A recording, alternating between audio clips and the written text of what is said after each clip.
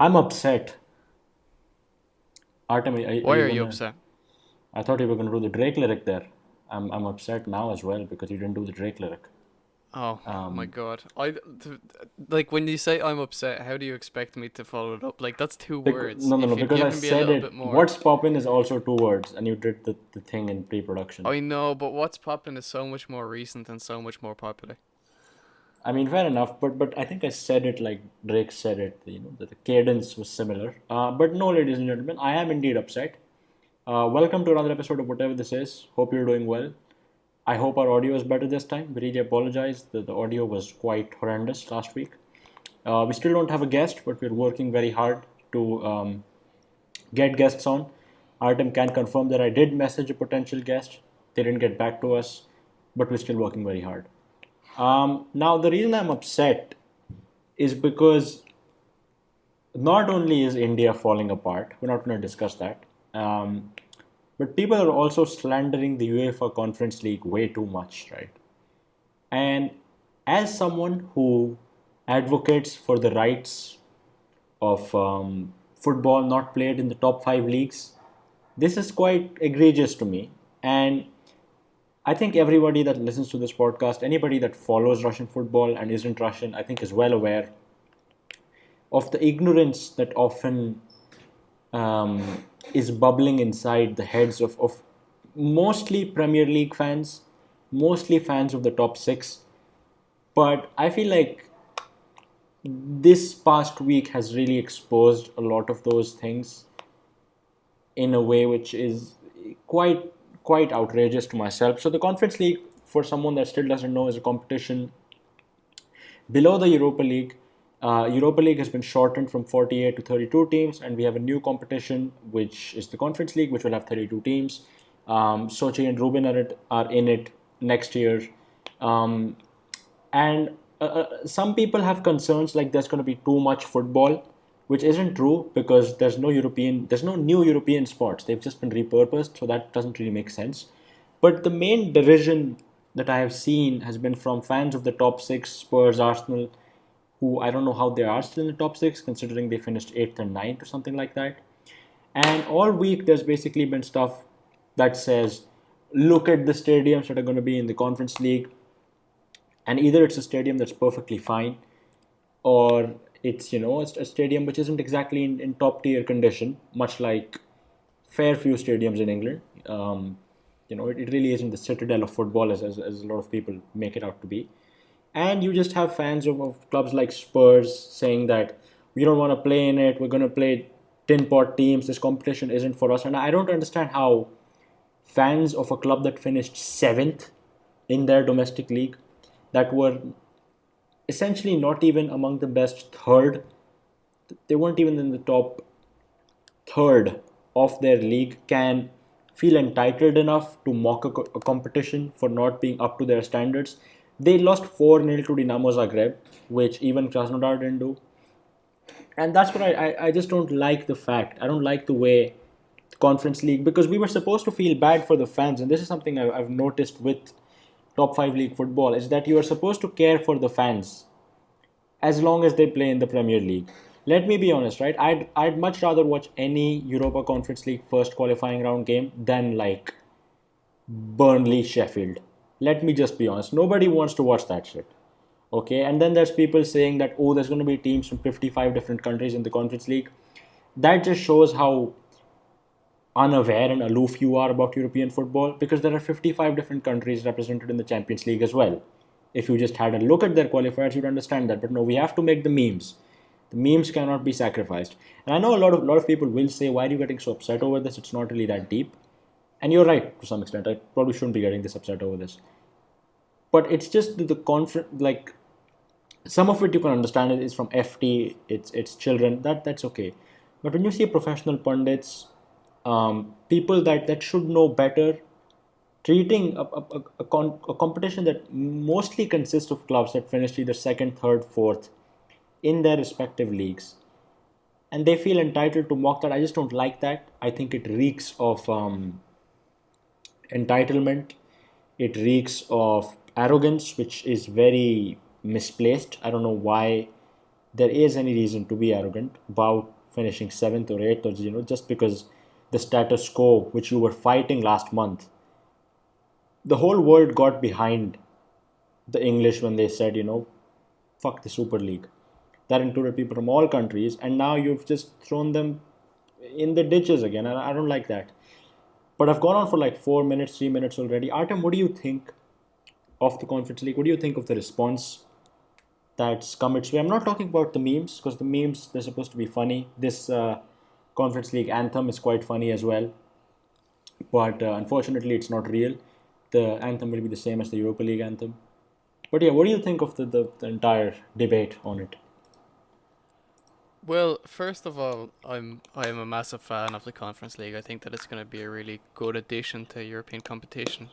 Um, Mostly what I've seen is memes. I haven't seen maybe as many mean tweets as you have, but I have seen the odd ones from, like you mentioned, Arsenal, Spurs fans and stuff like that. And I think you made a really good point there that they feel entitled to play better teams when just a couple of weeks ago, it was barely even a month ago, they were saying that it should all be based on merit and that the Super League shouldn't exist and things like that. Um, I think they'll find that some of the games they're gonna play are tougher than they expect, but even Yeah, if they're not, I don't understand what the issue is here. Why they wouldn't want to play in such a competition? First of all, they have a better chance of winning it. yeah, Second of all, the first half of the season, if it's going to be as easy as they think it's going to be, is going to bring some deadly trips to places that they would have never been before, right? yeah, And that's only if even they're traveling. A lot of these fans who are complaining aren't even going to travel to the games, so yeah, it's not going to make any difference to them.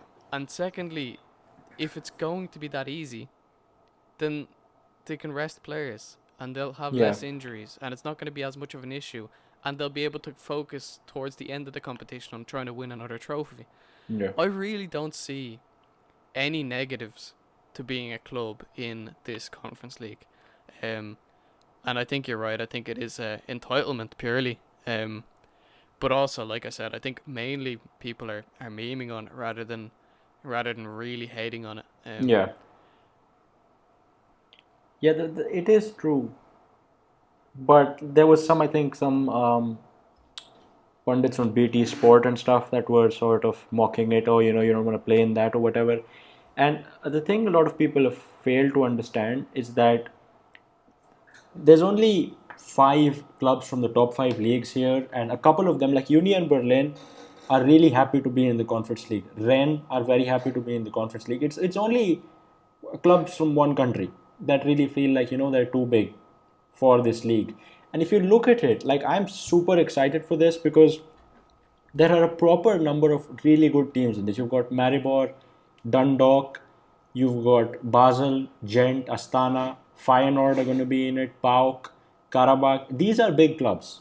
Bate Borisov. These are clubs that regularly play in the Champions League, right? Sochi, not a big club, but still very excited to see them there. And then you're going to have Roma, Tottenham, Villarreal, and I think a couple of clubs from um, Germany and France. So I don't really get it. And even the argument about there being too much football doesn't make sense to me when it's not, like, if it's from a viewer's perspective and someone's saying there's too much football, well, then you have the choice to not watch it. No one's going to force you to watch this. But from the perspective of the clubs and the professionals, there really isn't too much football because this would be played on Thursdays. Europa League already played on Thursdays, right? Now it's only, I think, in England and France where you have three, like you have the FA Cup, the League Cup, and the Premier League. So that would mean if you add Europe to it, there would be four competitions, which I can see how that might be too much football. But almost everywhere else, too much football isn't a bad thing. Like Sochi, Rubin, very, very happy to be in Europe, right? Very happy. And they're actually happier because they have an actual chance of getting far in this competition, which would not have happened if it was in the Champions League, which would not have happened if it was in the Europa League, because there are too many big teams. There's too many Leicesters and Man Uniteds in the Europa League. So I'm super happy, man. I'm really excited to see how it goes. Um, And yeah, that's the end of my little rant. Could I Um, ask you something? yeah, go on. What would you think about a UEFA Conference League where, say, the top five leagues can't be involved? Almost like, you know how in England they have, they've got the FA Cup and the League Cup and stuff like that, but then they've got the Johnson Paint Trophy for the lower leagues. Yeah, What would you think of something like that? I would prefer it honestly. I would prefer it to happen over something that involves these leagues as a token. I generally feel like they put them in because simply because they thought it make them a bit more money, and because they might come under pressure if they didn't. Because you know how the top five leagues are. But I still Yeah, feel but like, but saying that, like, I do think that, like you mentioned, the German teams, Union Berlin, and the yeah, Spanish teams, the Italian teams, they're not going to be against competing in this tournament.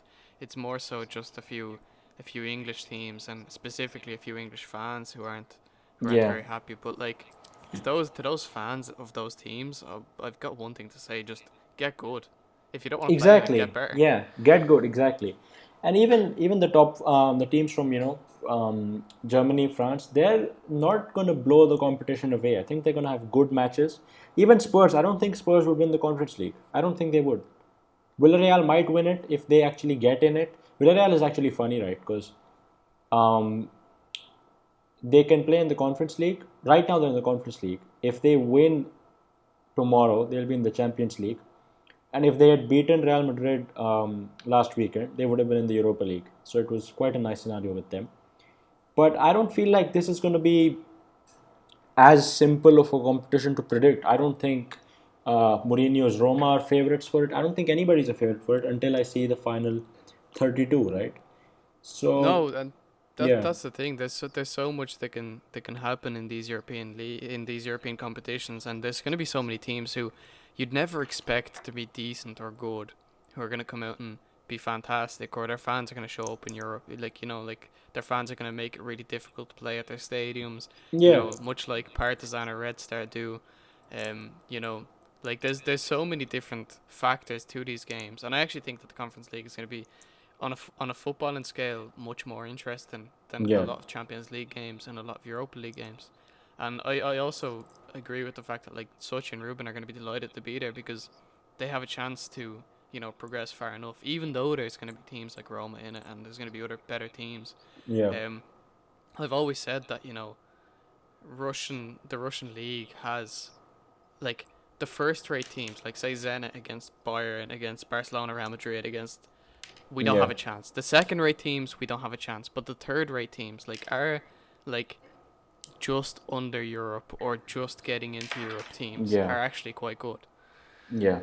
They are. I think So, that it's the way, I think we said that all season really, is that we don't have that one really good team, but we have a lot of teams that are Conference League level, that are high tier Conference League level. I think it's going to be very fun. yeah, Um, absolutely. Speaking of, because today's episode is mostly going to focus around the listeners' unpopular opinions, going to have some good conversation on that. But before we get to that, right? Speaking of the league, now there's been a lot of transfer rumors going about. Chalanoglu to Zenit. Ruben have already signed Eric Ramirez, who's like a really nice striker. But interesting thing is that there's been a lot of speculation about the limit, right? Mhm. And people are looking at the rumors. Yesterday was the RPL meeting, general meeting, and they increased the squad cap of just players from 25 to 28. And this has caused many to believe that the limit might be changing and it might become 10 plus 18 or something. And how good would that be? Well, it would be better than what we have now. I still think that it needs to be taken away more so, but I think that that's a discussion to be had during the unpopular opinions because there have been a few people who mentioned the limit and that. I think I'll leave my conversation till then. But like you mentioned, like Krasnodar have already made a signing. Um, sorry, Ruben. Yeah, I completely got mixed up. Ruben have already made a signing. Looks like a good striker. Can't say I've watched him, yeah, but looks promising. Hopefully not a Gajic. yeah. Um, No, I think he scored more goals last season than Gaich has in his career. So oh wow. Okay. yeah, Well, that's because Gaich doesn't have that's many that's goals. Gaich definitely only has promising. like 11. Gaich doesn't have too many professional goals. I'm sure Noboa outscored him last year probably. Oh Uh, yeah, like to be fair, Noboa had a great season. yeah, Or whatever this is, player of the season for a reason. yes, whatever this is player of the season. Um, Krasnodar have a But documentary there's out, by the way. I'm glad you mentioned them. I wish I could watch it in India, not in India. I mean abroad, because I haven't found any Ooh, ways to do you that. doxing yourself. I'm not doxing myself. I live in Kazakhstan. I'm doxing myself Oh, now. Yeah, no, Gaich only has 10 professional goals in his entire career, by the way. that's mad. That is Yeah. really So really shit. no, Noboa did indeed outscore him last season. That's absolutely insane. But yeah, you want to move on to the unpopular opinions? Do you want to start with Twitter? Do you want to start with Reddit? You have all of them open because I haven't read many of them, and I think it should be fun. Yeah, let's do it. Let's get straight into the unpopular opinions. I hope people don't mind too much not of us not discussing transfer rumors. Obviously, not much has actually happened. A lot has been said, but you know, in terms of done deals, it's pretty much Ruben, and that's it for now. So, for those of you who don't know, I'm sure you all know who listen to this. We put out a tweet. We put out a tweet saying that the RPL is over. There's not much discussion going on. Give us some of your unpopular opinions, and we will react to them on the show. We'll discuss them, whether we agree with you, whether we disagree with you, whatever our opinion is. And I also asked Reddit because you know how Reddit is. Reddit is literally a discussion site, so um, Yeah. people were happy to answer me there as well. So let's get straight into some of these unpopular opinions, Hanu, and I want to see how many we agree with each. Um, I don't know how many there are. I'd guess maybe 15 or so. Yeah. But will we keep a tally or will we leave it out? What you reckon? Um. Let's read them all. I guess. Let's keep them in. Yeah. Okay. Cool. Let's get straight through them, right? Yeah, because of course, if And there's something that we don't really is not that unpopular, then of course we can. okay, Yeah. the first is a very unpopular opinion. On this podcast, especially from one person, is that Mario is better than Victor Moses. I mean, it's just not, and it's not an unpopular opinion either. This is a 3 out of 10 because it's not a good opinion, and it's not an unpopular opinion. And I'm sorry, David, but I know Spartak fans hijacked that poll, but Was that last week? yeah, that was last week. Yeah. That So I'm gonna show the poll for anyone who was listening last week. Um, you'll know the poll that I'm talking about. I asked who is better, Victor Moses or Mario Fernandez, and it was pretty comfortably Mario Fernandez until Spartak fans took over, yeah, and voted over 200 times for Victor Moses.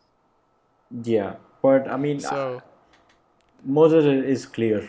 Moses is clear of Mario. okay, I disagree with that one, but we'll we'll move on from that. Right, the next Yeah, one is from me. Um, well, this is personally my opinion. I think that we should go back to playing March to November. Right, yeah, 3 month winter break in the middle of the season is far too long. Right, it absolutely kills the momentum of the season. Any team who's doing good before winter has to go through so much to keep that form up, and we see it so many times where teams just completely collapse. Obviously, it adds also the dimension of maybe some teams who weren't doing well before the winter break having a good, training camp and picking up. We saw that with Lokomotiv this year.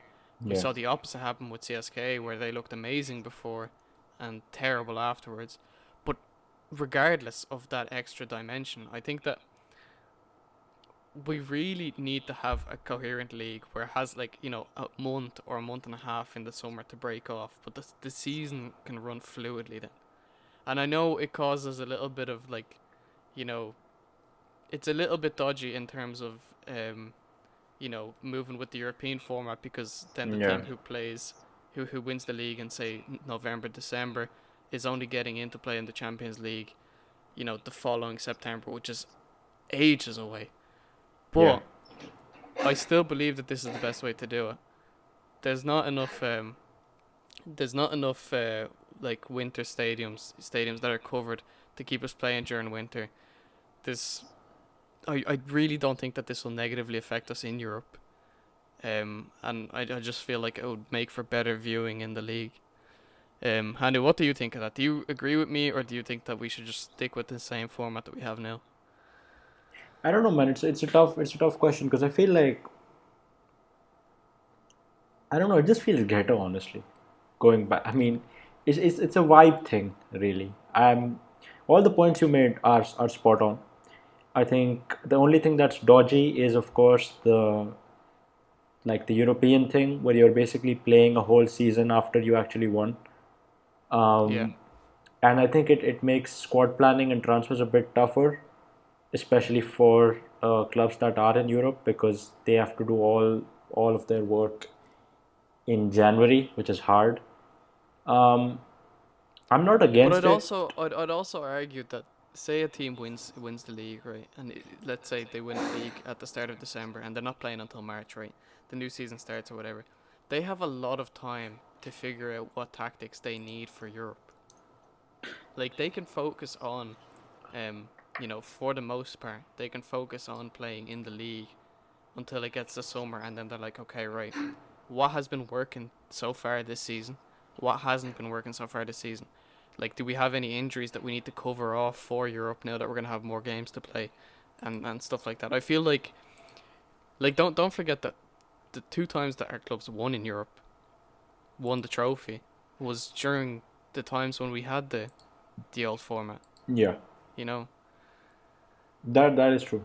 That is true. It's quite interesting. I think actually the RPL, to be fair, have hired some Dutch company who they're going to pay like 170,000 euros to reassess the entire format of the RPL with the calendar, the foreign limit, everything. So I hope they come up with some good suggestions.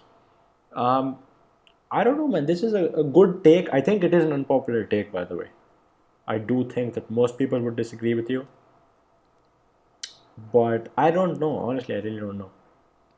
okay, well, I'm happy that I've made my points anyway. So whoever Yeah, agrees with my unpopular opinion, please leave a comment below. yeah. And obviously leave a comment about any of these opinions. Let us know what you think, or let us know what you thought about our reaction to your opinions. But the next one is from our good friend, the statistician, Yeah, this is just Alexei, outrageous. This is outrageous. and he says the FNL is not the best league in the world. Yeah, no, the Alexi Spector, great guy, but this is not. This ain't it. Yeah, I This. agree with you. I think we just need to move on for that one. Just forget that unpopular opinion even exists. Okay, next one is from Leon, another good friend of ours. Yeah. Miranchuk should have stayed in Russia. What good does playing the odd 40-minute game do for him when he could have stayed in Russia and won the cup? Like seriously, not once did he play 90 minutes in an entire season. I completely disagree with him here. Let me just say that out straight. I think um, that moving abroad was not only the perfect time for Alexei to do it, but it was also something that was obviously going to happen at some point.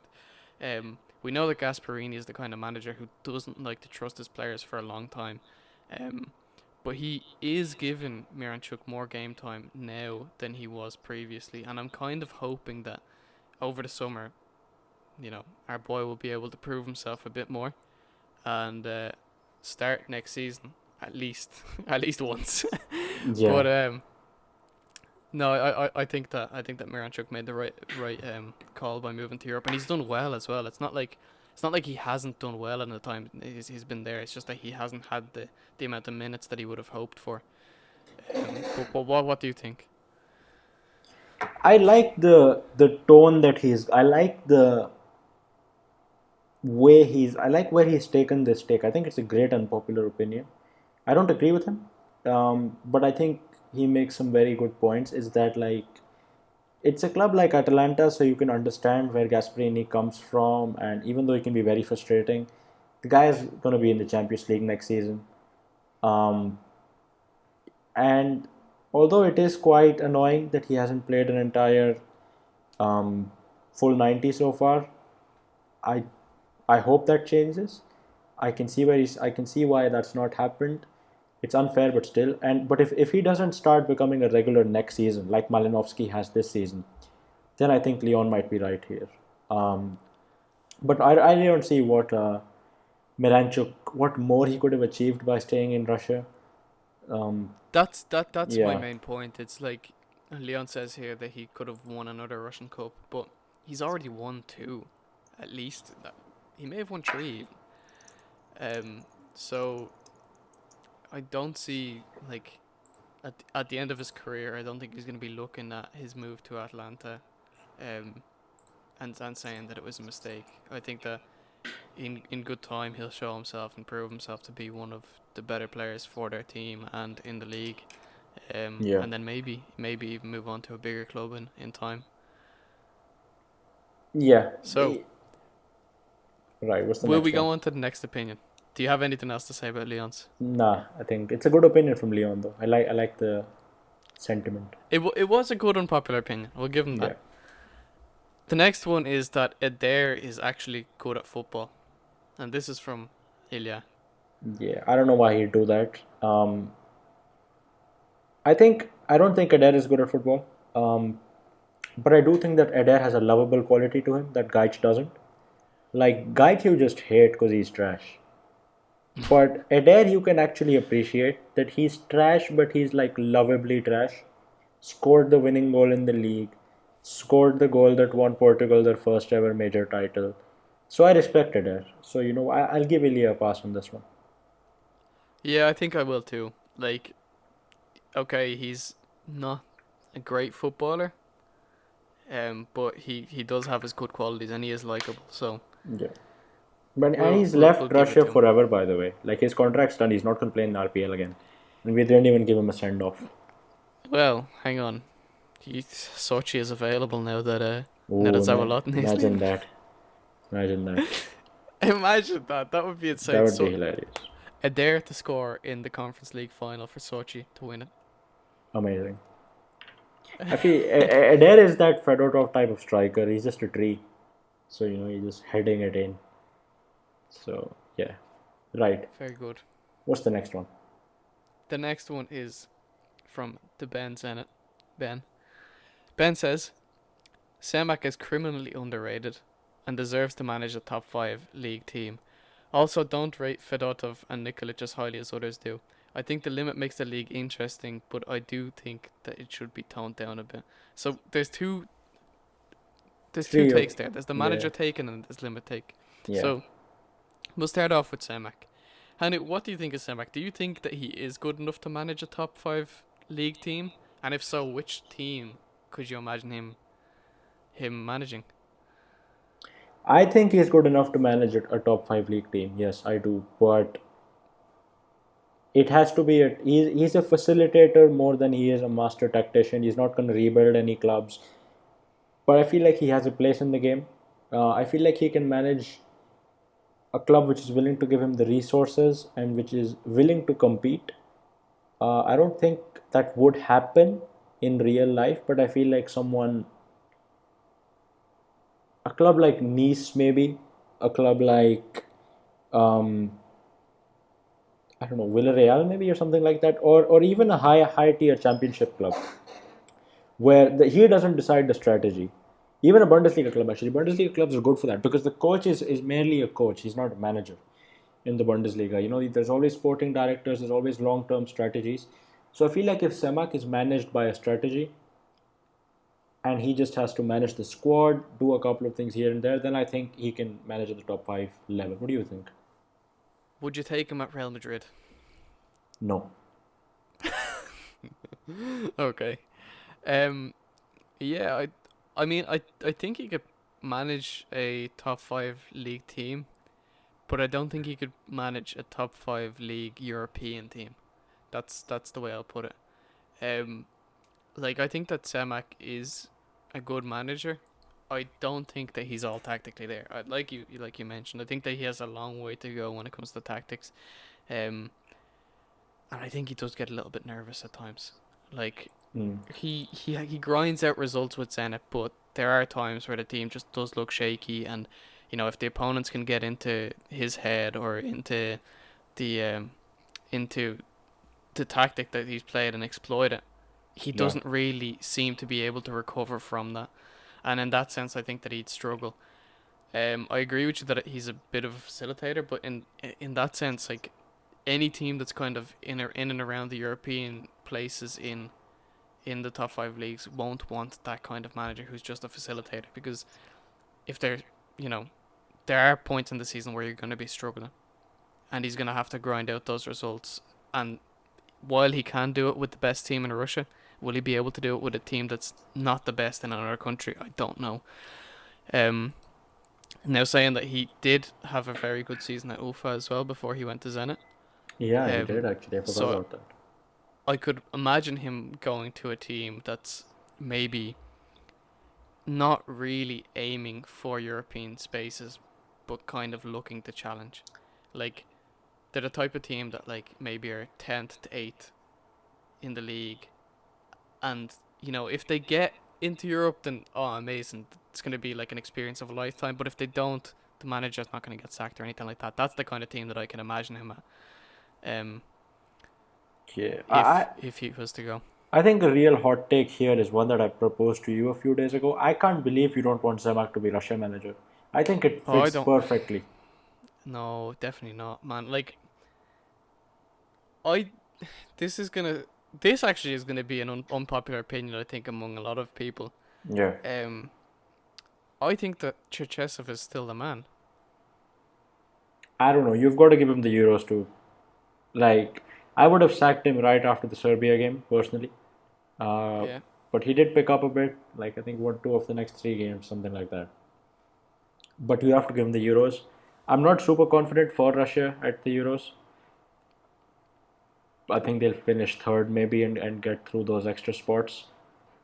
But if he I don't shows know. up, if he shows I'm up, then fair fairly enough. confident of a second finish. I wasn't when the groups were drawn because Yeah, I was a little bit worried. I haven't seen the teams that were in. It's Denmark, Finland, and Belgium. All three of which could cause problems. But I actually think that Semak is gonna, or Semak Cherchesov is gonna get a result against Belgium, and that'll set us off on a good on good form for the rest of them. I fully believe that when it comes to the big games, he has the full faith of every player that's in that squad, and maybe that's why he keeps calling up the players like Ionov and Zhirkov and those players who should have been out of the national team years ago. Um, like maybe they are purely just there to hold the same character to hold the same atmosphere in the changing room. But I fully believe in him. fair enough. I respect that. No, yeah, I think a couple of guys also said that with the team with Cherchesov, the team is a proper unit, and that's why he calls up some of the bums like Zhirkov and that, just because he shouldn't be starting them, but you can understand why he calls some of them up. It's the same reason why Rebrov and Shenko are still at Spartak, Yeah, because yeah, they're experienced and they help the younger people out, which is nice.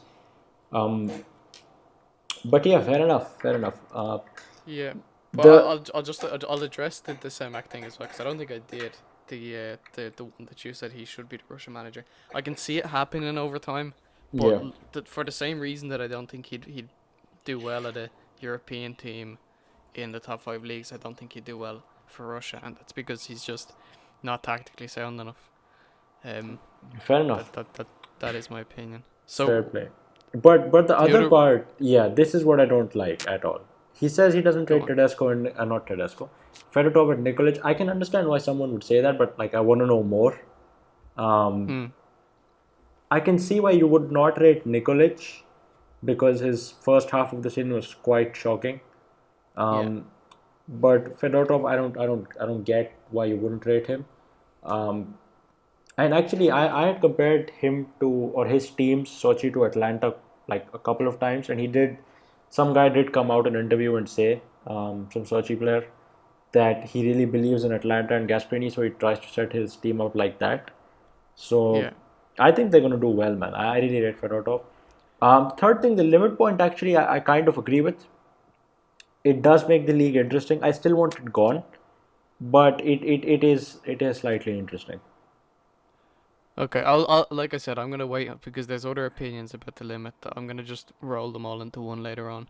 All right, fair enough. Um, but Fedotov and Nikolic, I actually understand that point, and while I do rate them both as managers, I do think that I need to see them play another full season because there's times where all the stars align, and that could be what happened with Sochi this season. Yeah, Nikolic obviously has shown to be a bit more persistent because his team went from doing really badly to going that unbelievable unbeaten run. So I think we just have to watch and see next season, and I think then we'll be able to really form an opinion on both of those. yeah, that's right. So the Now, next yeah, unpopular opinion is that nobody seems to care that football in the eastern half of the country is slowly dying. I'm not sure that this is an unpopular opinion as yeah, much as it exactly. is a kind of known thing. Yeah, People, the people in the RFU don't really seem to care about those um those teams, and you know it is a massive shame. But you kind of can almost see the reason behind it. Like to make it viable for those teams to play in the league formats as the way they are, it's super expensive and just logistically really, really difficult. But I don't understand why they haven't done more to maybe implement an eastern side of the league, like similar to what they have in the United States for all their leagues. yeah, Um, but I don't know. I really I don't know what is the best way to address the issue. But yeah. like Hanu, what do you think about it? Like, do you think first of all that this is an unpopular opinion, or do you think that this is No, more just it's a unacknowledged fact? yeah. I think it is actually an acknowledged fact, but I think the RFU have actually taken steps to rectify it because over the past couple of months we've seen they've launched a new youth football league over there. They've signed like memorandums of cooperation with a lot of the states over there in the east. So I feel like they are making steps to improve that, and I hope it does get improved. Um, it's still you need a lot more. You still need a lot more, but I think there are positives, and I hope that things improve. That's all I can say. Yeah, I think we can all agree with that. Like, we all want Russian football to succeed, whether that football is being played in Kaliningrad, or all the way in Khabarovsk or anywhere Yeah, else. Like, we just want the Russian football to continue to progress. We want more players to play. We want more kids to grow up loving football. Like, yeah, all the good stuff that did come with the World Cup, we wanted to continue. We want football to be really, really dominant as the main sport in Russia, and yeah, hopefully with viable leagues, with more funding for the lower leagues, with more funding for those eastern clubs, and essentially anybody who wants to play football. Like, yeah, it should be super accessible. Um, yeah, but that's pretty much. I think we're both in agreement with that. yeah. We are. So the next one is from Alexander, and Alexander says that Artem Dzyuba is the best striker in the league. I agree.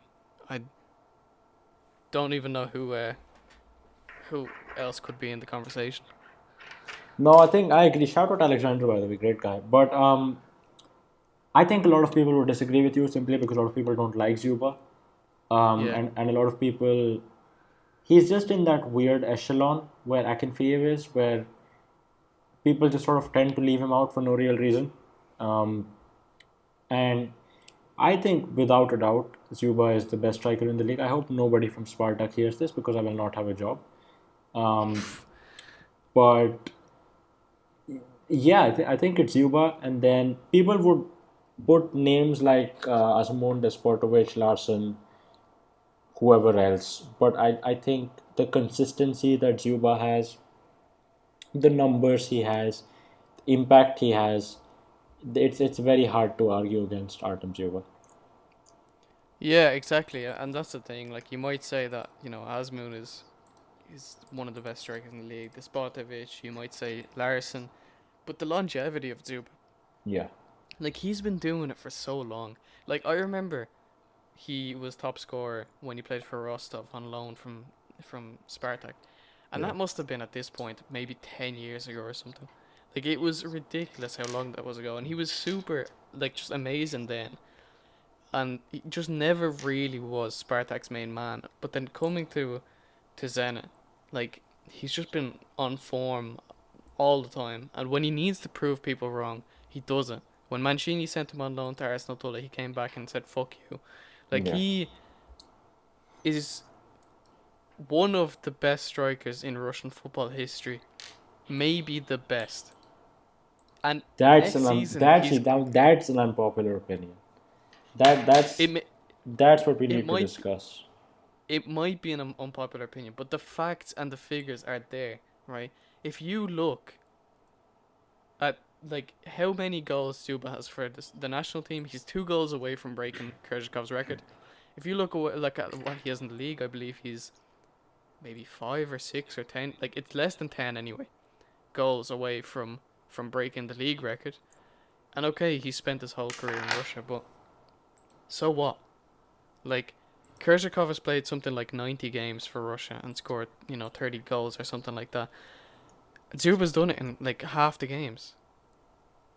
So, this is you've put me in a spot over here because this is the real debate we're gonna have.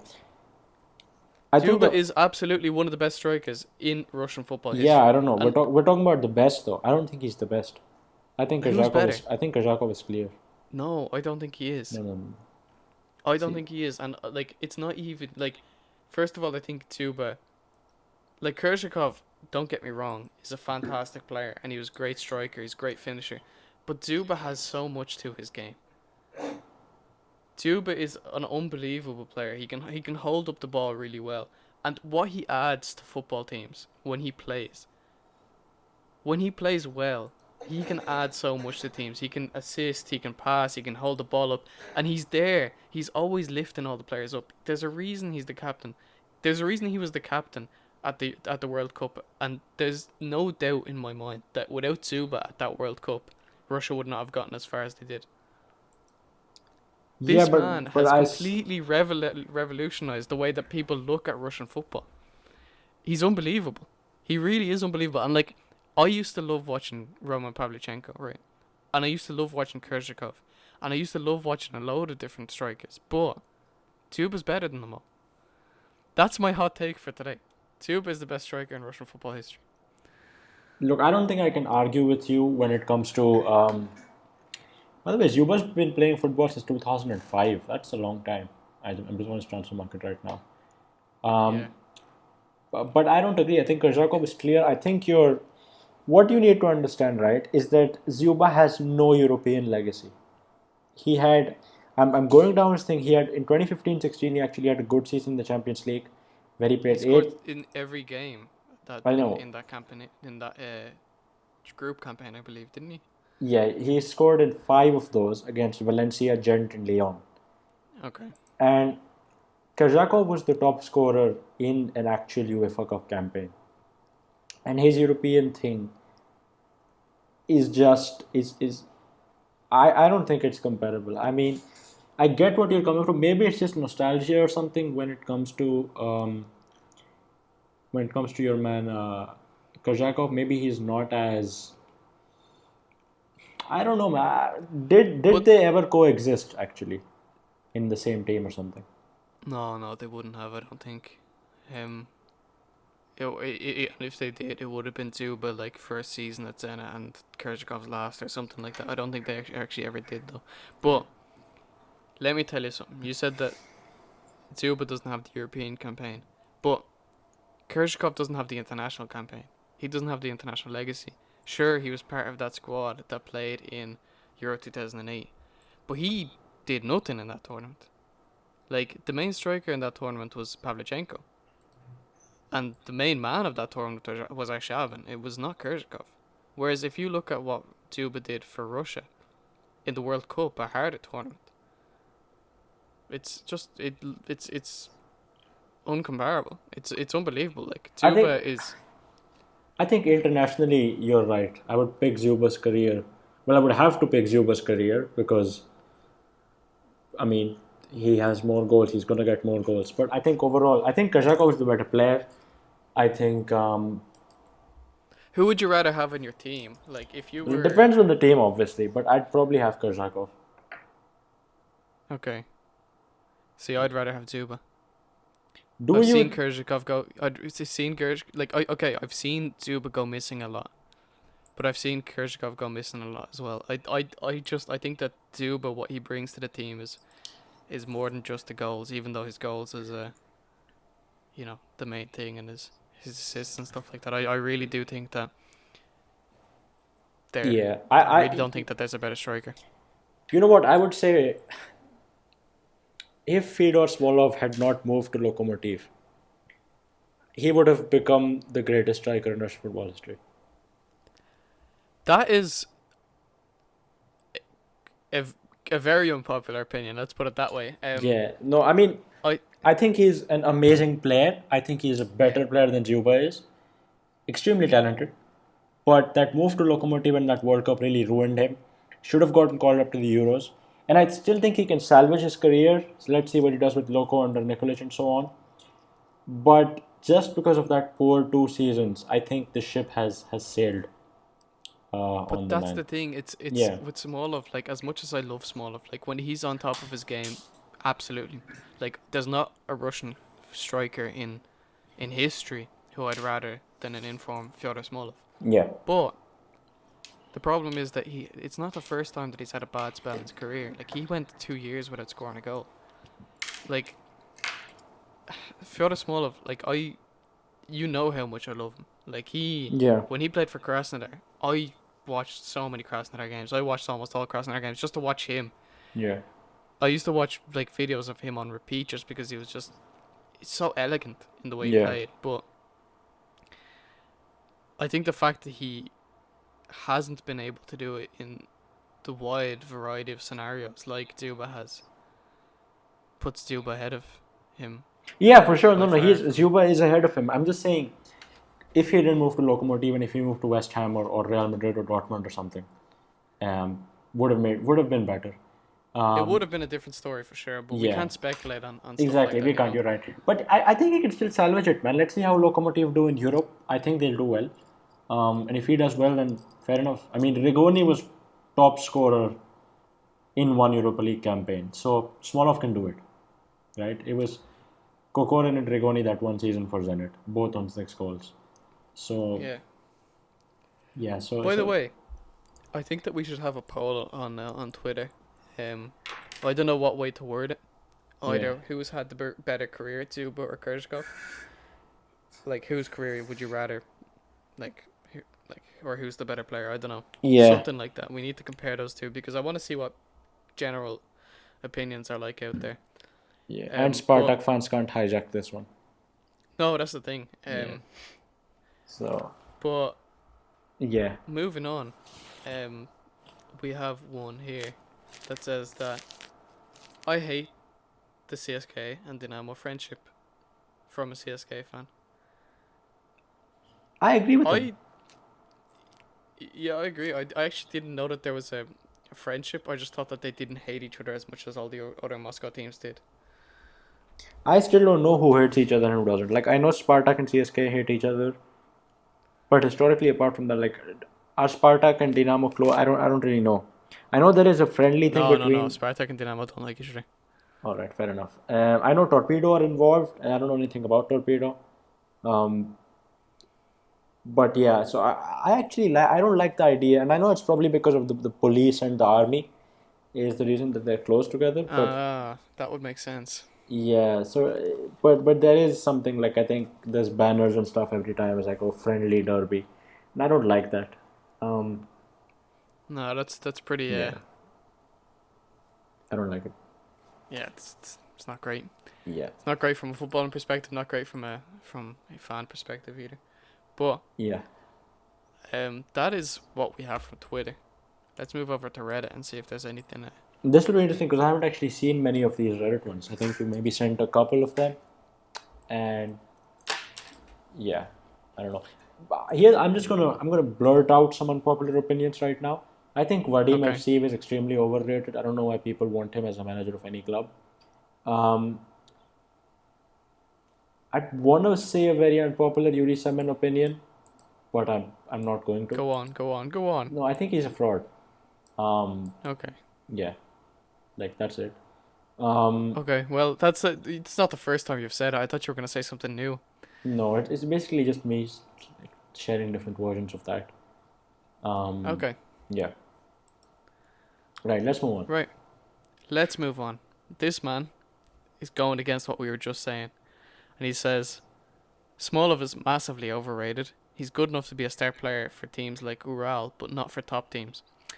First of all, Shocking, categorically wrong, shocking opinion. because he was the main Shocking, main man at Krasnodar when they were shocking. doing well. Um, so I don't agree with that. I think that maybe if you're talking about right now, then I can kind of see what you mean. But I can't. to say that he's never been a good enough player to, you know, to be one of the top to be one of the stars at a top team, I think is ridiculous. It's absolutely ridiculous. I don't think it's correct even now. I don't think there was. He's led the line with Kamano, and Loco have taken the league and cup by storm. He has 11 goals this season, and even in his worst season, he had like 4 or 5 goals in seasons where he had injuries. This is just an outrageous opinion. I'm sorry. Yeah, I don't like it. Okay, and he also says Yeah, Lunyov and Ozdoyev are done. He said they should be nowhere near the national team or Zenit starting lineup. yeah. Lunev, I agree. I can get behind that. Um, Ozdoev is a strange one. Do I think he should start for Russia's starting 11? No. Do I think Zenit can improve on him? Probably. Hanu. I think he's being a bit too harsh. Yeah, I agree with Lunyov at least. I'm not sure about Ozdoyev. I think Ozdoyev's still good enough. Um, I believe he's still a. I believe he's still good enough to be part of both Zenit and the national team. Like he's obviously not been on the best of form, but no, I don't agree with that. All right, fair enough. So you don't like any part of this opinion, to be fair. No, I don't. It's all unpopular in my eyes. It definitely is unpopular. It is pretty unpopular. Um, what's the next one? Yeah, just scrolling down. Few people talking about my opinion. Some people can get behind my opinion of the Yeah. um the change in format back to the old one to start in March. Um, then Humble Potato says, I think Goncharenko will struggle to make it work across Krasnodar. Job seems perfectly set up perfectly for his skill set, but I just have a feeling it's not meant to be. I, you know what? I don't know, man. What do you think? I can get on board just purely because I don't know what's to come yet.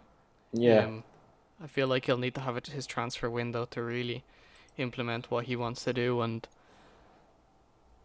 I'm not against him failing. I don't think it's going to be an overwhelming success if he does succeed, and I can definitely see it going downhill. Yeah, you're right. It's a tough one. Um, but yeah. By the way, giving you a quick bit of change of topic from opinions and stuff. Mitryushkin left Fortuna Dusseldorf without playing a single game. This is completely off topic, but that is like, what was the point of that transfer, man? I don't know. I thought he was actually going to get game time there. I Yeah, thought that was kind of his level, but apparently not. like surely he was on trial with Monaco, if you remember. Imagine how well that would have gone. Yeah. Finished third and Where do you think he'll everything. go?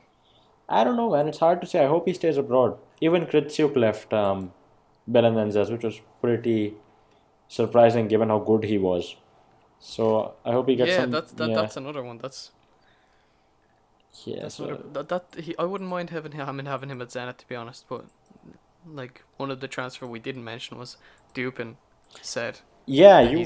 he wouldn't say no to Zenit essentially, and it looks like Selihov might be making his way from Spartak to to Ruben. So yeah, we might see a few goalkeeper transfers in the coming days. What do you think of that? Do you like that transfer? Do you plan to I run like it? that transfer. Yeah. I think it's good for all parties, to be honest. Yeah. Spartak do have a new manager as well, by the way. Shout out Rui Vitoria.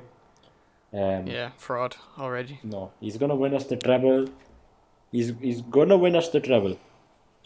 Spartak will lift the Champions League in St. Petersburg because the final is in St. Petersburg. No, They're gonna beat Pep Guardiola. It's gonna happen. no, It's gonna happen, no. man. You're hating. And Kutepov is gonna score the winner. Oh well. Yeah. By Yeah, the way, yeah, that's an unpopular that is a opinion. show. Yeah. By the way, we are 57 minutes into this, so I don't think any Spartak fans will listen. But I think Kutepov is truly the worst defender I've ever seen play football. Oh, get out of town. He's a good He player. has been no, he's not a good player. Art. He was He's shocking. He's been He off was form. he's been off form for 5 years at this point. You can't tell me when was he on form.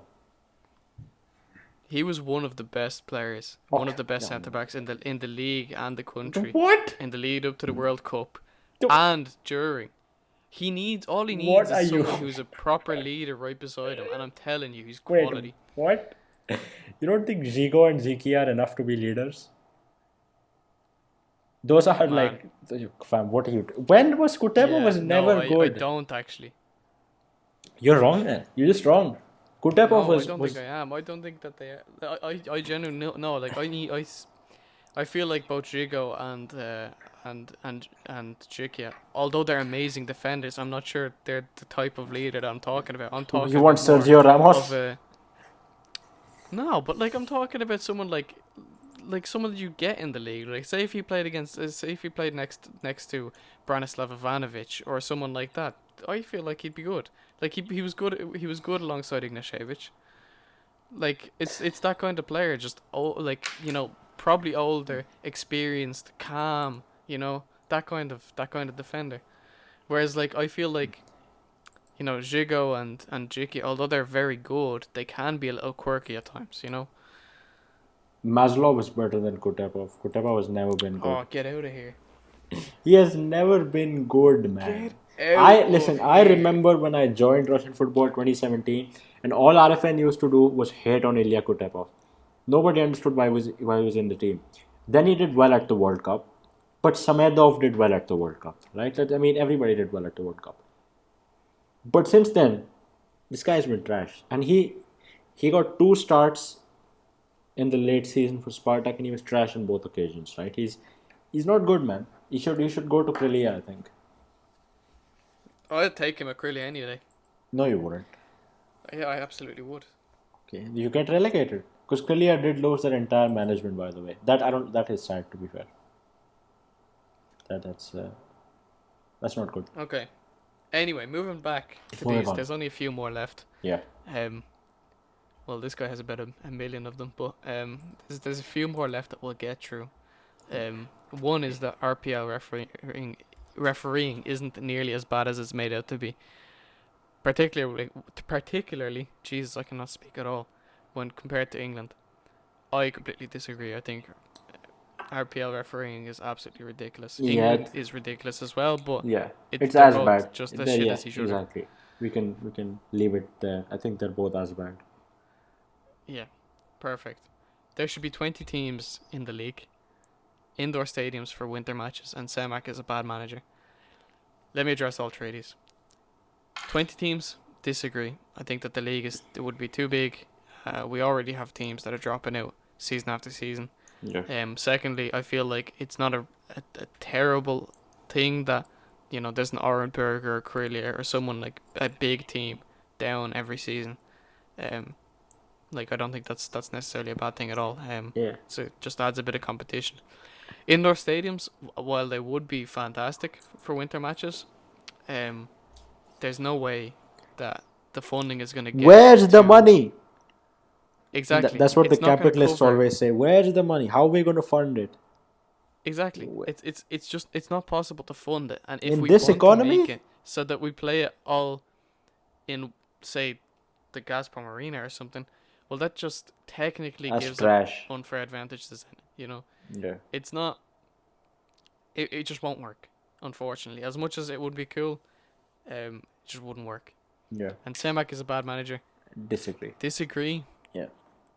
but I'm also not saying he's a great manager. No, you listen. You can't say anybody who's won 3 straight league titles is a bad manager. Exactly. Yeah, you can say he's not a great manager. Fair enough, but like 3 straight league titles and a cup and a super cup. That's good. That's good. Right. The next one. These are all great opinions. I don't know who put them there. Yeah, we can just skip those. What did the people say though? What did the people reply to? Moses being you asked for unpopular, you got it. Fair enough. Honestly, yeah. Yeah, exactly. Right, Okay. let's whittle through these ones. It's funny that the unpopular opinions are one that Semak is bad. And Exactly, two, that Semak is the best coach in the country. dividing a lot of opinion, right? So let's do this. You say what you want about it, and then I'll do it, and we'll go opinion by opinion. Because there's 70. Okay, we're only doing the Russian football ones. That's what we're doing. Okay. Although reading those non-Russian ones are so bad as well. I'm pretty sure this guy has the most unpopular opinions in the world. This guy wants to Semak change. He's Florentino Perez in the comments.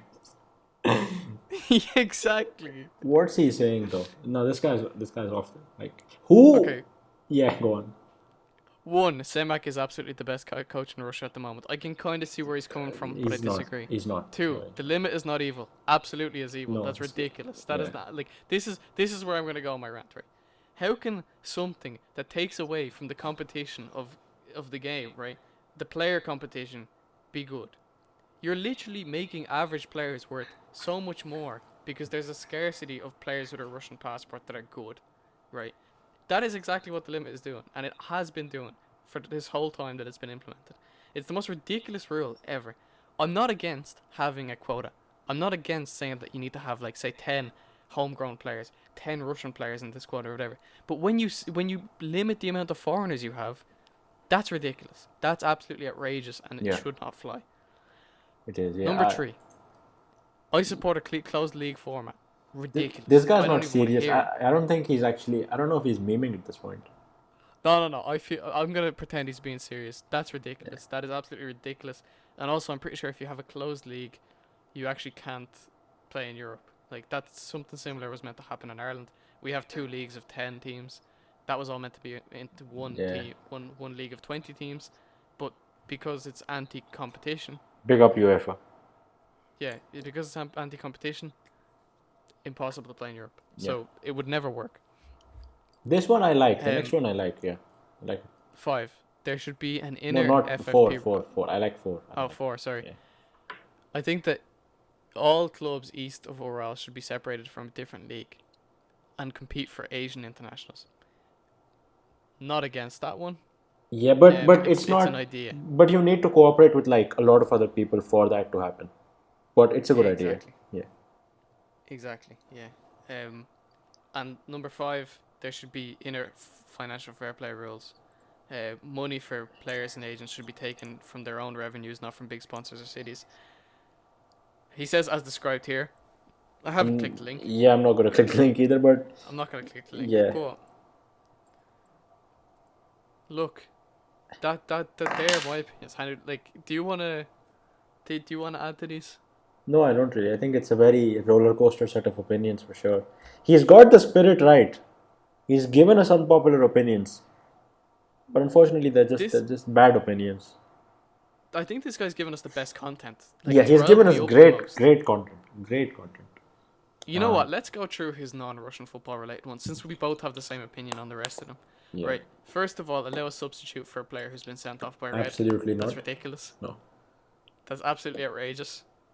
You're meant to penalise the team for something that a player has done. Second, penalty spot should be 16 meters. Why? Exactly. Like, how does this come into his head? Like, has he sat there watching a penalty shootout and said, you know what? Push that back. Like, it's just very strange. No, don't do that.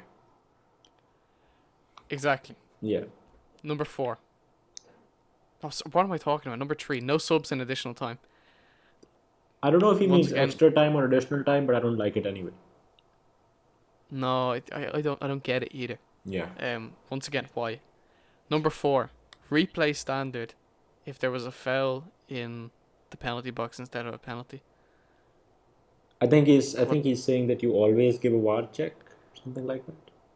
Oh, Like the ref, but they always do that. No, actually, no. I I think. guess, yeah, I can see that. Uh, no, Yeah. I think it would slow down the game a lot. But The fifth one, we're not I'm going to read the fifth one. The guy who commented is correct.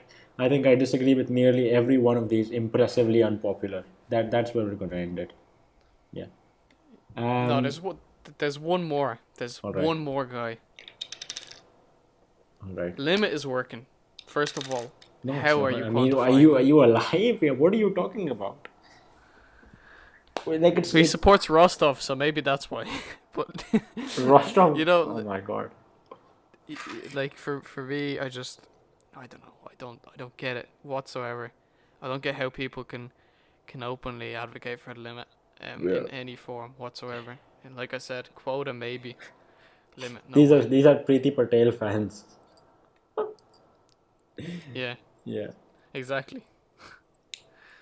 What's the second one? Most people who He says most people who advocate for spring autumn are too young to remember how horrible it was. This is a diss at Artem, and he might be right. Because That I is a am too diss at young. me. I don't know how it was. I I watched a couple of I didn't watch full seasons at that point, right? But I don't understand what's so awful about it. Like it's the league format over here as well in Ireland, so I'm familiar with it. I don't understand what's so bad about it. Like we mentioned, obviously there's the long wait until the champions are back in the Champions League or whatever. But besides that, I really don't see what the issue is. Fair enough. Um, RPL needs at least 18 teams. PFL and FNL should form second professional league with 6 regional zones. Not against that. The RPL, I'm happy with it being 16 teams, but also not pissed if it goes 18. But don't think it should be any more than 18. I like the idea of having 6 regional zones that could, fix or at least help fix some of the problems we're talking about in Asia and other regions. Yeah, that's fair. You Yeah. got any opinions on any of those? And then No, there's I one don't. more. I think you sum them up well. Okay, and then the last is FIFA should allow direct talks between clubs and contracted player, so that we can abolish Institute of Football Agents. I don't like I that. kind of get the point, but I think that he's missing the point that most players want agents, and Yeah. clubs and agents can talk to each other anyway. Like look at Kevin De Bruyne, he recently negotiated his own Yeah. deal based on data analysis and stuff like that, but But not not everyone's every that football smart. player wants to do that. Yeah. And if you've got an agent who's working for your best interest, which most players believe that they've got the agent who's working for their best interests, Yeah. it's not really an issue. I think that Yeah. I think that agents have a purpose in football. Maybe they are overpaid at the moment, but then again, they're providing the service to the players.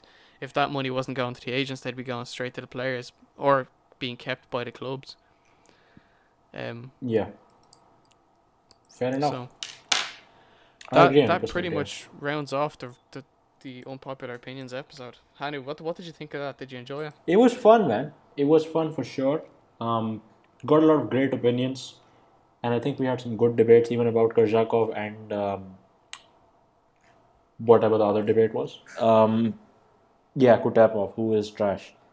But yeah, man, I had I fun. definitely think that we need to discuss that one, the Dzyuba and Kurzakov one on Twitter. Yeah, I feel for like we sure. need to put it a poll.